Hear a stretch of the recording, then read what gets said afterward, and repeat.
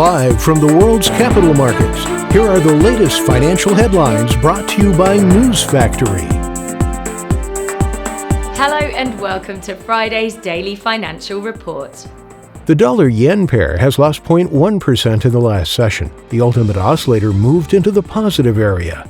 Bitcoin has lost 1.5% in the last session. The stochastic RSI plunged into the oversold area.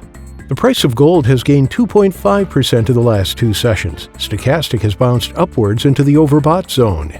The price of crude oil has added 3.3% in the last session. The stochastic RSI has skyrocketed into the overbought zone. Those were today's major economic events, and now moving on to world financial headlines.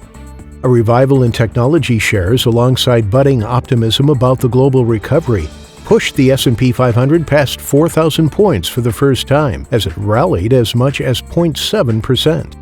According to the latest SEC filings, the world's largest asset manager, BlackRock, is testing waters for Bitcoin exposure through investment in Bitcoin futures.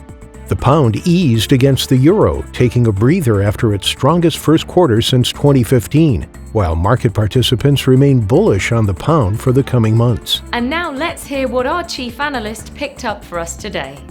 The U.S. non-farm payrolls will be released at 12:30 GMT. The U.S. average hourly earnings at 12:30 GMT. The U.S. labor force participation rate at 12:30 GMT. The U.S. unemployment rate will be released at 12:30 GMT. Japan's CFTC, JPY, NC net positions at 19:30 GMT. The UK's CFTC, GBP, NC net positions at 19:30 GMT. We hope that you've enjoyed Friday's market outlook.